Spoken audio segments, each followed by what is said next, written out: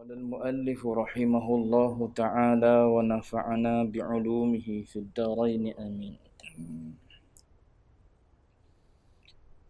باب الدليل على أن لله في الأرض أولياء وبدلاء. Bab dalil terdapat wali-wali Allah di muka bumi. Haddatsana Muhammad bin Ja'far ibnu Matar. Haddatsana Ahmad bin Isa ibnu Harun. Haddatsana Amr ibnu Yahya. Haddatsana Al-Ala ibnu Zaid عن أنس رضي الله عنه عن النبي صلى الله عليه وسلم قال بدلاء أمتي 40 22 بالشام 18 بالعراق كلما مات منهم واحد أبدل الله مكانه آخر idza ja'al amru qubidu. Daripada Anas radhiyallahu anhu, daripada Nabi sallallahu alaihi wasallam bersabda, wali abdal dalam kalangan umatku ada 40 orang, 22 di Syam dan 18 di Iraq. Setiap kali mati salah seorang daripada mereka, akan digantikan tempat mereka dengan orang lain. Apabila datang waktunya, mereka semua akan dimatikan. Tuan-tuan sidang Jumaah yang dirahmati Allah sekalian, alhamdulillah, pertama dan selama-lamanya kita panjatkan puji syukur pada Allah dengan izin taufik hidayah inayah Allah Ta'ala jua pada malam ini sambungan bacaan kitab 40 hadis tentang tasawuf. Kita berada pada hadis yang ke-20. Hadis yang ke-20 berkenaan dengan satu kelompok wali Allah yang dipanggil dengan budala ataupun dipanggil juga dengan abdal.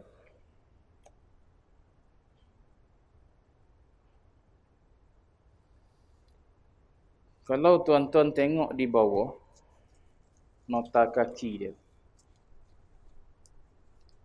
hadis ni disebut oleh ataupun dikutip, disimpan oleh Ibnu Adi dalam kitab dia Al-Kamil, Ad-Dailami dalam Musnadnya, Ibnu Jauzi dalam Mawdu'at.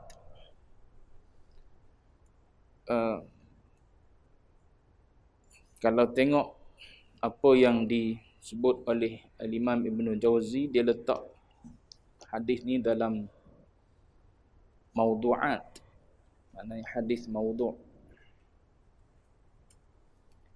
Hadis mawdu' ni dia tidak hadis lah. Dia adalah kata-kata yang bukan datangnya daripada Nabi. Cuma berkenaan dengan abdal ini, bukan ini satu-satunya hadis Nabi. Bahkan banyak lagi hadis-hadis yang lain. Ada hadis yang menyebut tentang wali abdal ini. Hadis tersebut sampai ke tahap sahih. Ada di dalam kitab Sahih Bukhari.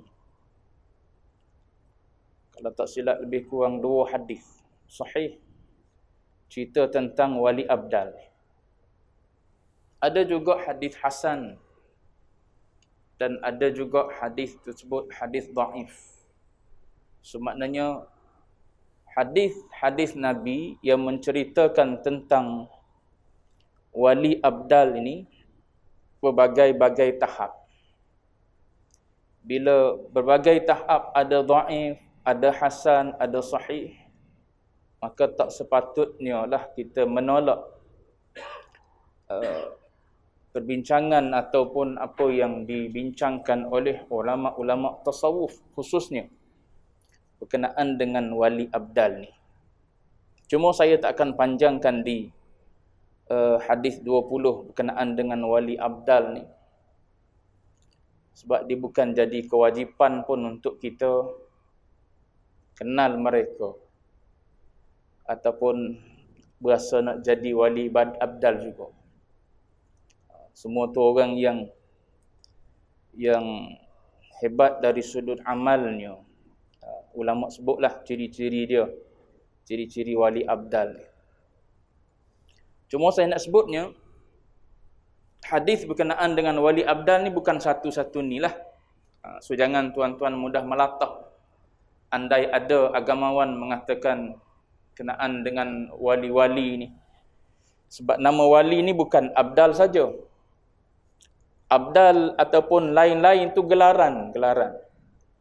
Ada yang dipanggil dengan abdal, ada yang dipanggil dengan nuqaba, ada dipanggil dengan nujaba, ada yang dipanggil dengan autad, ada dipanggil dengan aqtab, ada juga disebut dengan ghaus. Itu istilah-istilah yang diguna pakai ataupun gelaran-gelaran yang diberikan kepada wali min awliya'illahi salihin. Golongan-golongan wali inilah. Ada ulama mengatakan abdal ini berada di maratib yang keempat. Daripada banyak tahap-tahap kewalian seseorang tu, abdal ni berada di tingkatan yang keempat. Cuma saya sebutkan tadi, hadis berkenaan dengan wali abdal ni bukan sahaja maudhu', tapi ada yang sampai ke peringkat sahih. Dan itu pernah disebut oleh Asy-Syahid Sa'id Ramadan Al-Buti. Dr. Sa'id Ramadan Al-Buti pernah menjawab dalam satu majlis dia kenaan dengan persoalan orang tanya, adakah wali abdal ini haqiqiyan am khayaliyan? Adakah wali abdal ini adalah sesuatu yang realiti ada ataupun dia hanya sekadar khayalan sahaja? Lalu didatangkan dengan hadis-hadis. Disebutlah ada hadis sahihnya, dibaca hadis sahih tersebut. Ada hadis yang hasan dan ada hadis yang dhaif. Baik. Syekh Mustafa ketika baca kitab ni, dia komen, dia kata, dalam hadis yang kita baca ni, dia hanya sebut 22 orang.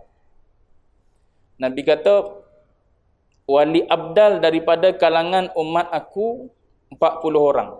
Lelaki. Dalam hadis lain sebut lelaki. Dalam hadis sahih sebut al-abdalu fi hadhihi al-ummah. Wali-wali abdal pada umat ini Nabi sebut 30 rajulan, 30. Sini 40. Banyak riwayat hadis tersebut. Dalam hadis ni sebut 40. 22 ada di bumi Syam.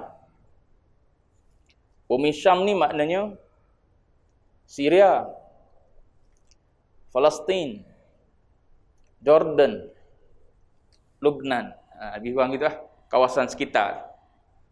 Itu kawasan bumi Syam dipanggil. 22 ada kat situ. 22 orang. 18 lagi ada di Iraq. Cuma kata Syekh Mustafa An-Nadawi hafizahullah, dia kata bukan bermakna di tempat lain tak ada wali. Bukan bermakna di tempat lain tak ada wali. Cuma dia kata perhatian khusus daripada Nabi terhadap dua negara ni pada masa tu. Pada masa Nabi duk cerita dengan sahabat ni, perhatian khusus Nabi beri kepada dua tempat tersebut. Satunya bumi Syam, satu lagi ialah di Iraq. Jadi Nabi sebutlah keistimewaan bumi Syam ni ada 22 wali abdal. Keistimewaan Iraq ada 18 wali abdal. Baik. Abdal-abdal ni daripada badal. Badal-badal ni maksud dia ialah ganti. Tuan-tuan biasa dia buat badal haji kan. Badal haji itu maknanya ganti. So wali abdal ni kalau ikut riwayat ni maknanya 40. 40 tu tetap jumlah dia. 40 tetap. Sebab tu dia kata kullama mata minhum ahadun. Bila mana mati salah seorang daripada wali abdal tu, maka abdalallahu makanahu akhar. Maka Allah Ta'ala menggantikan orang lain untuk ambil tempat dia. Kekal 40 juga. Itu dinamakan abdal. Maknanya dia mesti cukup 40 orang. Selagi mana Allah Ta'ala tak berkehendaklah. Sebab tu di belakang tu dia kata idza ja'al amru qubidu. Bila Allah Ta'ala nak mereka ni mati, maknanya berkurang jumlah mereka, akan berkurang lah. Selagi mana Allah Ta'ala nak kekalkan, maknanya akan adalah di atas muka bumi ini seramai 40 orang wali abdal. Mati, naik orang lain. Mati, naik orang lain. Mengambil tempat ataupun kedudukan wali abdal tersebut. Dalam hadis lain, hadis sahih, Nabi sebut di hujung hadis tersebut, Nabi kata bihim taqumul ard, bihim tumtarun, bihim tunsarun. Nabi sebut. Ini hadis sahih. Dua hadis sahih. Tadi satu saya baca hadis sahih tadi, yang Nabi sebut 30 orang daripada kalangan umat ni adalah wali abdal. Dalam hadis yang kedua, hadis sahih juga, Nabi mengatakan bihim. Nabi kata bihim taqumul ard wa bihim tumtarun wa bihim tunsarun. Maknanya dengan adanya mereka, dengan adanya golongan wali abdal ni, maka tempat tersebut Allah Ta'ala pelihara. Satu, Allah Ta'ala pelihara bumi tersebut, kemarau tak berlaku. Bihim tumtarun, hujan diturunkan dengan sebab mereka. Kemenangan diberikan dengan sebab mereka. Tunsarun, diberi kemenangan kepada mereka yang bersama dengan wali abdal ni. Itu Nabi sebut dalam hadis sahih. Sebab mereka ni orang-orang soleh. Orang-orang yang tahap amal ibadat mereka sangat-sangat tinggi, hebat. Sehingga kan doa-doa mereka mustajab, tidak ditolak oleh Allah Ta'ala. Sebila mana mereka berada di tempat tersebut, mereka berdoa pada Allah Ta'ala. Andai saat itu Allah Ta'ala nak menurunkan azab, dengan sebab mereka ada, maka diringankan azab tersebut. Andai tempat tersebut nak diturunkan kemarau, mungkin dipendekkan tempohnya ataupun diringankan kemaraunya, diturunkan hujan dengan sebab mereka. Itu keistimewaan adanya mereka. Andai dalam pertempuran, dalam peperangan adanya mereka, maka dengan asbab mereka ini Allah Ta'ala memberi kemenangan. Ini wali abdal nama dia. Lepas tu banyak lagi lah perbahasan sebab banyak jenis wali ni. Salah satu je disebut dalam hadis ni. Ada ulama sebut wali abdal ni, ciri-ciri mereka adalah orang yang samt, orang yang diam. Dengan sebab sifat tersebut orang tak kenal dia. Orang kita biasa kenal orang yang kecoh ya. Siapa yang kecoh, kita kenal lah. Siapa yang suka bercakap, kita kenal. Yang bercakap belum tentu lagi wali. Yang duduk senyap, duduk di hujung-hujung, boleh jadi wali. Jadi kalau tuan-tuan pergi masjid, duduk ujung tiang-tiang je. Tu wali nama dia. Contoh tuan-tuan ni, ada yang terasa. Contoh. Kalau duduk kat depan ni bercakap tuan-tuan, tak ada apa. Kosong je, kadang-kadang tin kosong. Tuan-tuan bubuh batu sebiji, bising. Orang yang penuh dalam dada dia dengan ilmu, dengan makrifah, dia tak cakap banyak. Apatah lagi Allah Ta'ala kurniakan kepada dia kefahaman yang tinggi terhadap sesuatu. Apa-apa saja berlaku, dia melihat di sana af'al dan awsaf Allah. Perbuatan di sana ada sifat yang Allah Ta'ala zahirkan pada perkara tersebut. So dia tak jadi macam kita. Kita semua benda komplain. Tengok yang ni komplain. Komplain bukan komplain saja, siap menulis. Tulis dalam IG, dalam Facebook, kutuk orang ni, kutuk orang tu. Macam-macam lah tuan-tuan baca dalam Facebook tu. Macam-macam jenis orang. Mereka ni, ada ulama sebut lah. Di antara ciri-ciri mereka ialah as-samt. Diam. So orang yang diam ni, kita kadang-kadang melihat orang yang diam ni sebagai satu perkara yang negatif. Tak seronok berkawan dengan ini, pendiam. Padahal baguslah, dia tak bercakap benda yang tak baik. Cuma kita tak suka orang yang diam.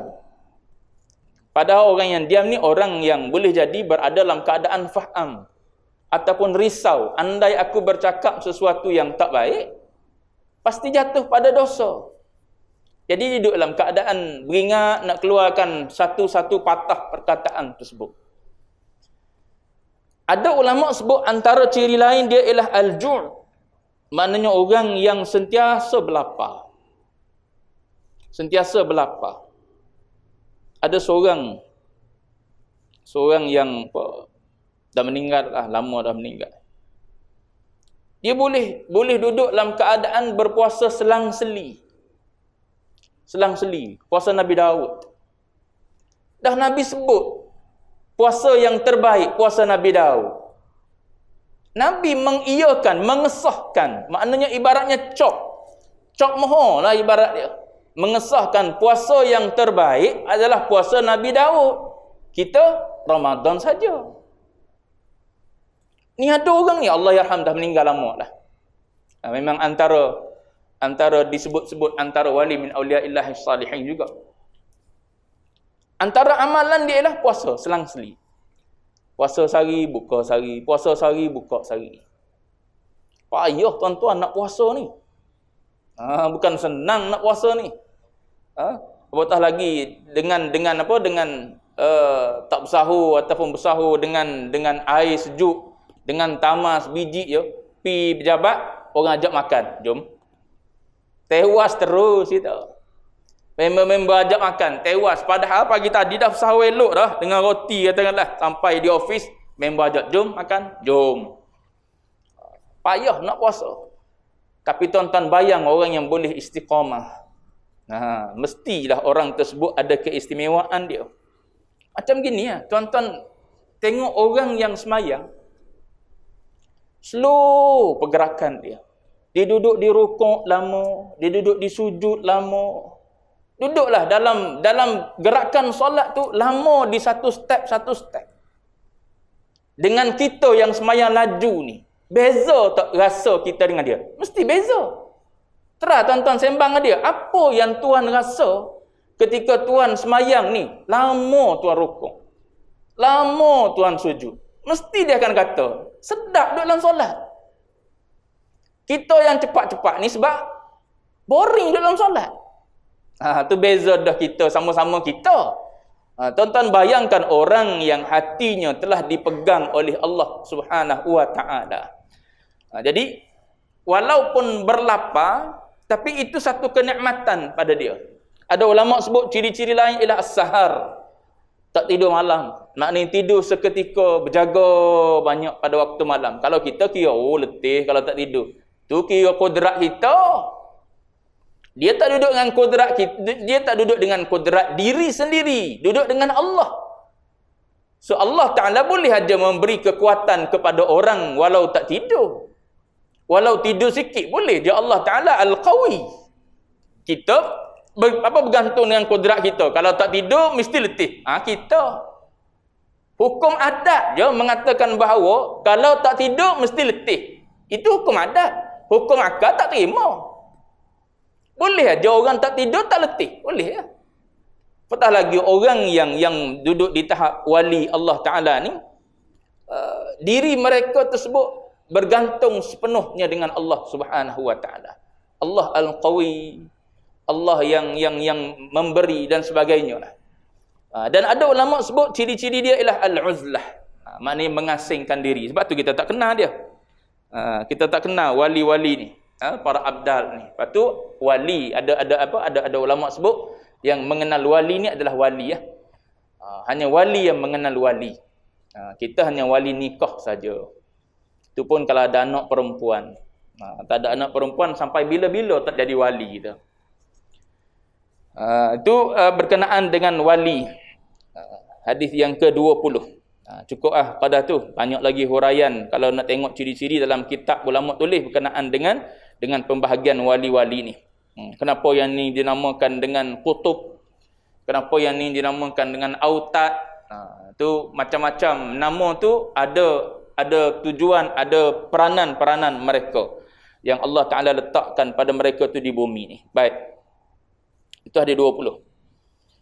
Hadis 21.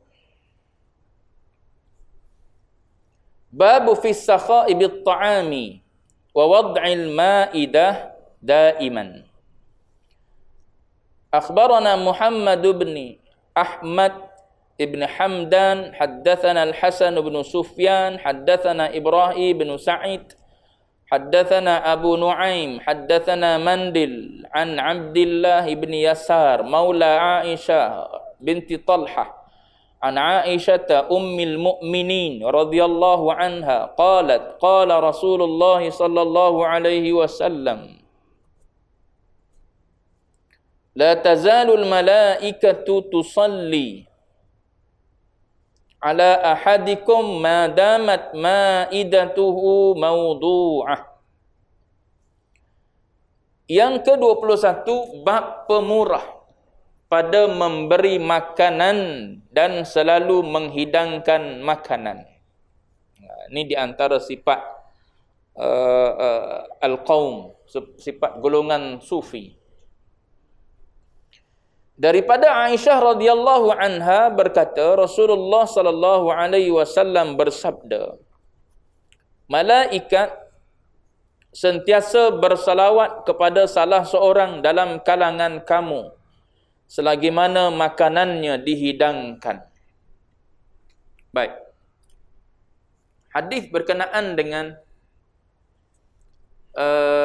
para malaikat bersalawat ni banyak. Antaranya yang ada depan kita ni. Orang yang suka memberi makan pun malaikat bersalawat. Ada lagi perbuatan-perbuatan lain yang mengundang selawat malaikat kepada kita. Antaranya duduk di tempat solat kita. Selesai solat, duduk di tempat solat, menunggu solat. Malaikat bersalawat juga. Selepas daripada subuh, duduk berzikir sehingga naik fajar, naik matahari, pun malaikat bersalawat juga. Banyaklah perbuatan-perbuatan yang Nabi sebut malaikat bersalawat bila kita buat sesuatu tu. Salah satu daripadanya ialah hadis yang ada depan kita ni, Nabi sebut para malaikat akan sentiasa bersalawat kepada salah seorang daripada kalangan kamu. Satu, selawat malaikat ni maksud dia selawat malaikat ke atas kita. Atas kita manusia biasa, bukan para nabi. Dia adalah lebih kepada, ini tafsiran para ulama lah. Dalam kitab I'anatul Talibin ada dalam muqaddimah dia. Bila disebut wassalatu wassalam, maka dia pun hurai situ. Ulama sebut selawat malaikat pada kita ialah doa dan istighfar. Itu selawat malaikat pada kita. Innallaha wa malaikatahu yusalluna 'alan nabi. Ya ayyuhalladzina amanu sallu 'alaihi wa sallimu taslima. Ayat selawat kan. Allah Taala selawat pada nabi, para malaikat pun selawat pada nabi. Kita pun diperintahkan supaya berselawat kepada baginda nabi. Selawat malaikat kepada manusia, maksud dia ialah malaikat tersebut berdoa kepada kita dengan rahmat. Doa supaya kita dikurniakan rahmat. Doa pada Allah supaya kita diampunkan dosa. Ini doa malaikat untuk orang yang suka memberi makan. Madamat ma'idatuhu mawdu'ah, ni maksud dia selagi mana makanannya dihidangkan. Maksudnya gini, bila kita menghidang ataupun jemput orang makan, orang pun datang makan, duduk di hidangan kita hidang tu makan. Selagi mana orang tu duduk makan makanan yang kita jamu tu, selagi itulah malaikat duduk selawat pada kita. Sehinggalah mereka angkat tangan, maknanya sehinggalah mereka ni kenyang dah. Kenyang dah makan hidangan kita, maka mereka pun bangkit balik. Barulah para malaikat tu berhenti. Selagi mana mereka duduk ambil, duduk tambah, duduk makan, jawab dia selagi itulah malaikat duduk selawat pada kita. Tuan-tuan bayang, kalau seorang kita jemput, tuan-tuan bayang kalau ramai kita ajak, berapa banyak selawat para malaikat. Sebab apa? Orang yang datang tu makin ramai, berbeza-beza, berhenti makan dia. Sebab tu tuan rumah kerja dia kena persila. Kena persila, bukan jeling nak suruh orang balik dah. Bila kita ajak orang mari makan di rumah kita, persila. Sebagaimana Nabi Ibrahim alaihissalam, Allah Taala sebut dalam Al-Quran. Allah Taala kata, hal ataka hadithu dhaifi Ibrahim al-mukrami.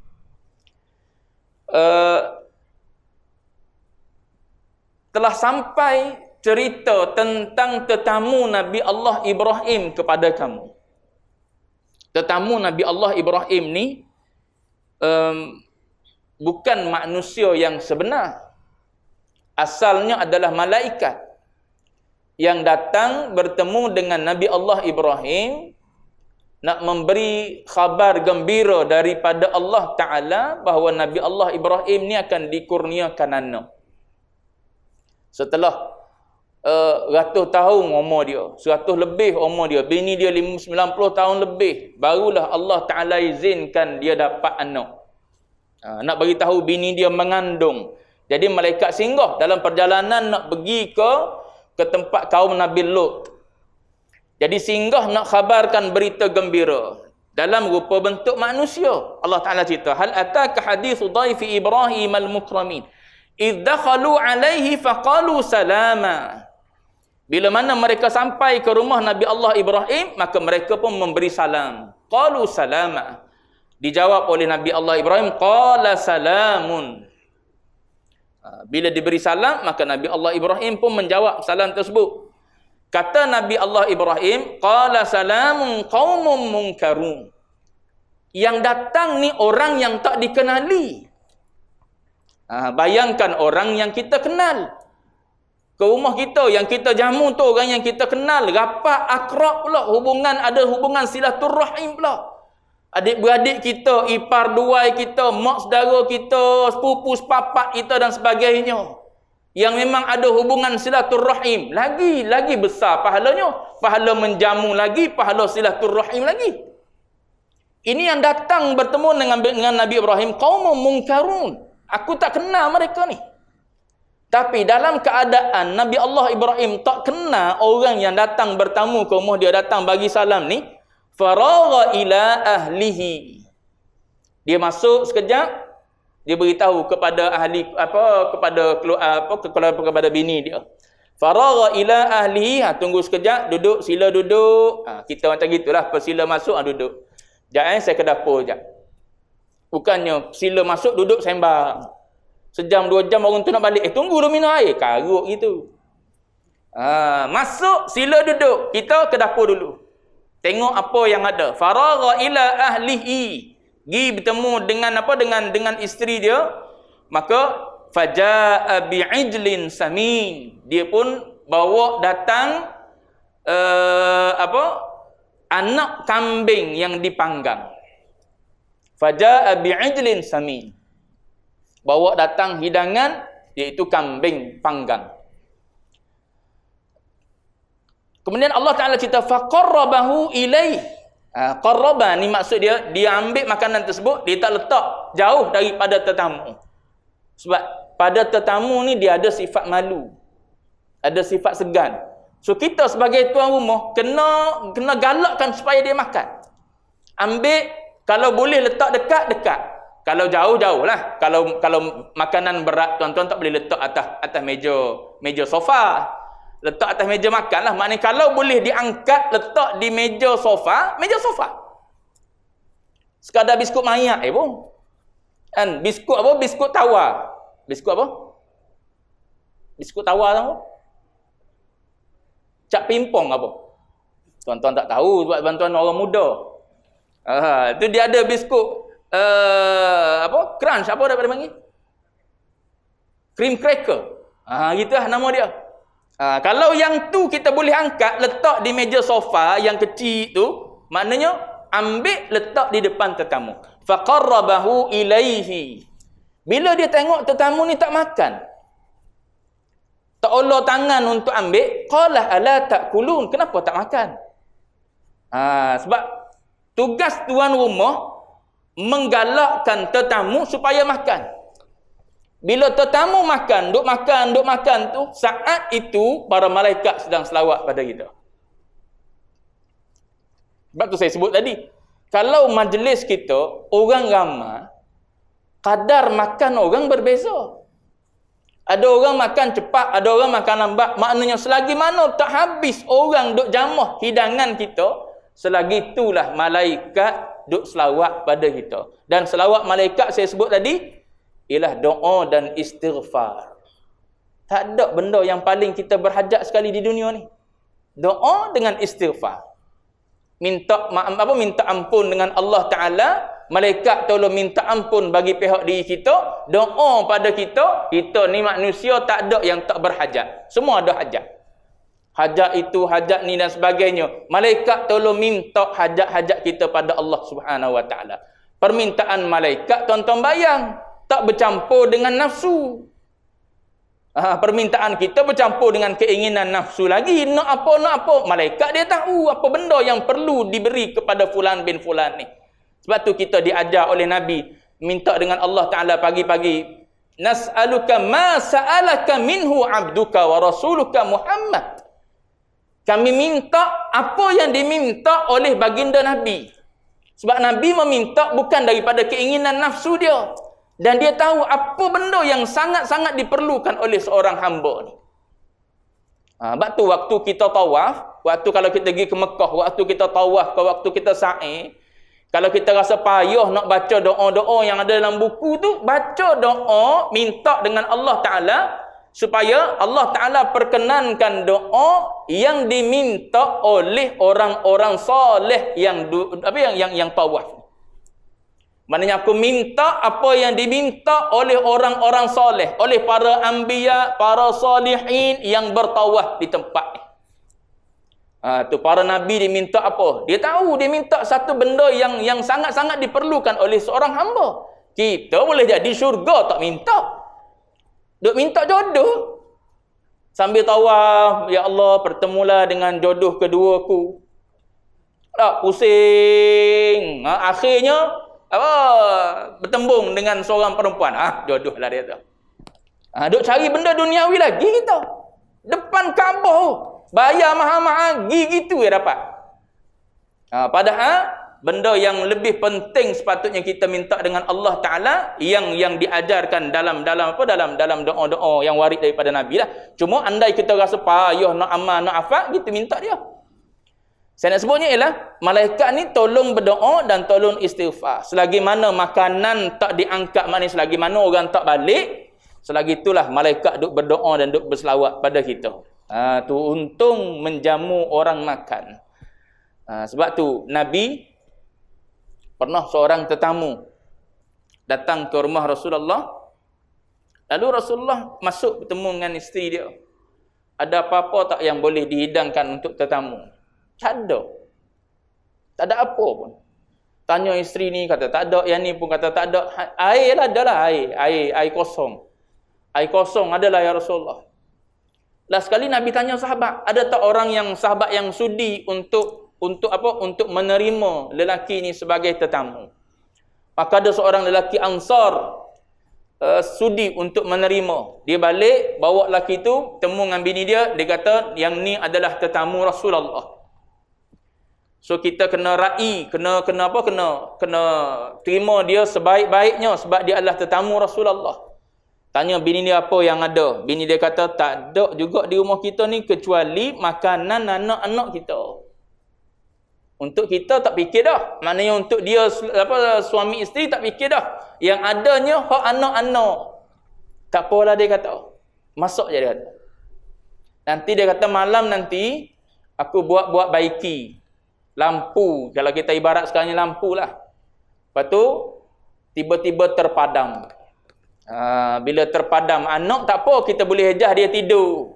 So dia tidur, bagi tahu tengah masak lagi tak masak lagi, lama-lama duduk dalam gelak gitu, tidur budak. Adapun yang tetamu ni bila dalam gelak gitu, makan dalam keadaan gelak, kita buat macam kita pun makan juga. Bunyi-bunyi macam kita pun turut sama makan dengan dia, padahal kita tak makan. Jadi sahabat ni nak meraihkan tetamu Rasulullah. Malam tu dia buat gitulah. Pagi esoknya bila dia bertemu dengan Rasulullah, maka kata Nabi, laqad ajaballahu.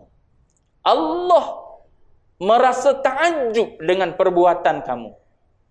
Tuhan sampaikan kepada Nabi, beritahu bahawa Allah Ta'ala sendiri merasa kagum dengan perbuatan kamu berdua yang memuliakan tetamu ni. Tu kelebihan. Lalu Allah Ta'ala turunkan ayat Quran menceritakan tentang orang ni. Wa yu'thiruna ala anfusihim walau kana bihim khasasah. Ni orang yang Allah Ta'ala puji dalam Quran. Orang ni melebihkan orang lain daripada keperluan dirinya sendiri. Tu lebihnya memuliakan tetamu. Sebab tu ada ulama mengatakan ad-dhaifu dalilul jannah. Tetamu ni adalah petunjuk jalan menuju syurga. Tapi ada orang tak suka tetamu datang rumah. Ada jenis orang macam tu. Dia rasa tak selesa kalau ada tetamu datang ke rumah dia. Hatta tetamu tersebut boleh jadi adik-beradik. Adik-beradik sendiri. Apatah lagi kalau bukan adik-beradik dia sendiri. Dia berasa tak selesa. Sebab apa? Rumah dia yang kemas akan jadi tak kemas. Rumah dia yang dia susun elok-elok, dia tahu adik-beradik dia ni ada anak kecil pula, dia kata habislah rumah kita. Lepas balik nanti kena berkemah balik lah kita. Jadi ada orang yang tak suka. Ada orang yang kadang-kadang bermasam muka, bergaduh suami isteri. Sebab apa? Tetamu datang. Anak beranak suami datang, bini masam muka. Anak beranak bini datang, suami masam muka. Ni semua atas sebab tak tahu. Sedangkan dalam hadis cukup banyak cerita tentang kelebihan menerima tetamu ni. Bahkan disebutkan oleh seorang ulama tasawuf yang bernama Syaqiq Al-Balkhi. Syaqiq Balkhi dia kata apa? Tak ada satu benda yang aku suka lebih daripada seorang tetamu datang bertamu. Sebab apa? Sebab dia kata tetamu ni bila dia datang, Allah Ta'ala dah beri jaminan.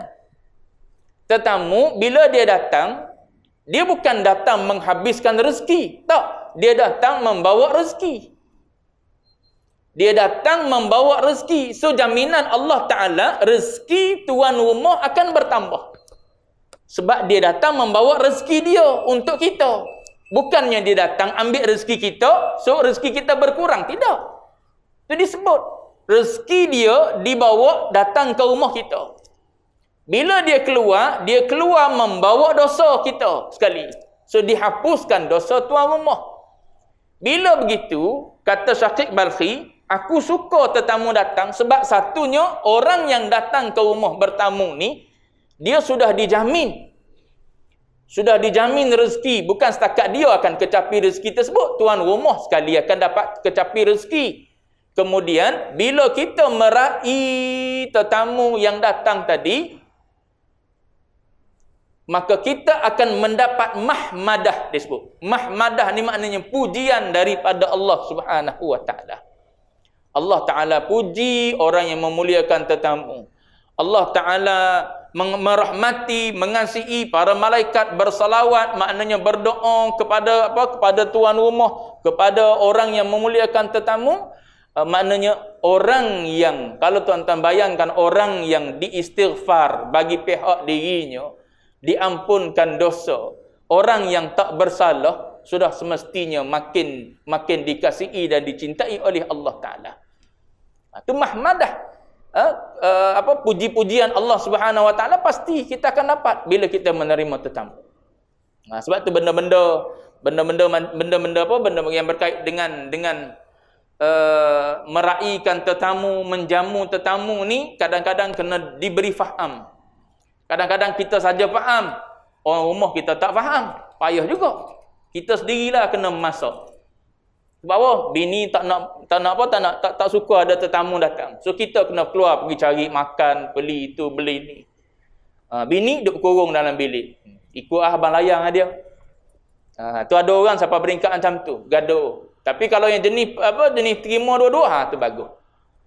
Mesra, datang lagi, suka. Oh, orang datang lagilah disukai. Selalu dijemput, datang, sila datang rumah. Tapi itu dalam bab bertamu kena belajarlah pula dari sudut fiknya, macam-macam adab-adab bila kita bertamu. Bukan bermakna tuan rumah suka kita pun pergi duduk lama. Kena fikirlah juga tuan rumah macam mana keadaan tuan rumah. Nak buat kerja lain lagi, ada urusan-urusan lain lagi, tu kena railah pula. Itu dalam bab adab-adab ziarah lah. Cuma sini nak sebutnya ialah para malaikat berselawat kepada mana-mana orang yang menjamu selagi mana makanan yang dijamu tersebut tidak diangkat. Maknanya selagi mana makanan itu dimakan, maka orang tersebut berpeluang untuk mendapat doa dan istighfar daripada para malaikat. Itu istimewa dia. Cuma persoalan sini bukan semata-mata makan. Dia nak ialah selain daripada makan tu apa yang dapat? Menjinakkan hati. Tu menjinakkan hati di antara sesama muslim. Macam kita lah. Bukan soal makan sangat yang jadi isu. Bila kita duduk ramai-ramai makan, bukan isunya ialah makan tu. Bila kita boleh duduk bersama, kita boleh bercakap bersama, kita boleh berbual bersama, lama-lama dia menjinakkan hati. Antara 2 orang, antara 3 orang, 4 orang. Sebab tu disunatkan berbual. Bila kita makan ramai-ramai, disunatkan berbual. Tapi berbual jangan buka topik bergaduh. Ni duk buka topik bergaduh pula, bergaduh. Tak ada. Asal nak suruh jinak hati-hati umat Islam dengan duduk di depan makanan tersebut, tiba-tiba bergaduh. Isu politik pula. Isu politik tak ada kena mengena dengan kita pun kadang-kadang. Tapi bergaduh sebab apa? Kawan ni warna lain, dia warna lain. Tinggal dulu warna sekejap. Kita cerita bab apa yang boleh menyatukan kita. Baik. Itu di antara hadis yang menceritakan tentang betapa golongan tasawuf ni suka meraihkan tetamu. Saya ingat Syekhna kalau lepas majlis tausiah kan. Biasa dia ajak anak-anak murid dia pergi makan. Jom kita pergi makan ke restoran. Kalau nak kira dia tetamu lah. Datang daripada luar ke tempat kita, tujuan dia pun nak mendidik, nak mengajar, nak baca kitab, nak berkongsi ilmu. Maknanya dia adalah guru, dia adalah tetamu yang datang. Tapi bila dia ajak anak-anak murid dia pergi makan, kadang-kadang dia belanja. Dia bayar. Dia minta, jangan bayar, biar aku bayar. sifat orang tasawuf ni sifat suka memberi. Memberi apa saja yang ada pada kita. Beri dan beri. Adapun kita ni orang awam payah. Sebab apa? Kalau aku bayar kan habis duit pula. Itu benda yang kita fikir. Tahap keyakinan kita berbeza. Diganti balik rezeki oleh Allah Ta'ala tu tahap berada di situ tu kurang pada kita. Adapun orang yang yakin dengan Allah Ta'ala, hatta tak ada pada dia pun tak apa. Dia tahu akan datang lagi. Ikut jalan yang lain. Cuma nak sebutnya orang tasawuf ni biasa gitu. Suka membayar, suka membelanja, suka menghidang, suka bagi makan. Baik. Habis dulu situ. Hadis yang ke-21. Akan datang ialah hadis yang ke-22. Dalil tangan yang tinggi. Yang ni memberi adalah adalah lebih mulia daripada tangan yang menahan diri dari meminta-minta. Ini akan datang insya-Allah. Allahu a'lam. Wa ilmuhul atam.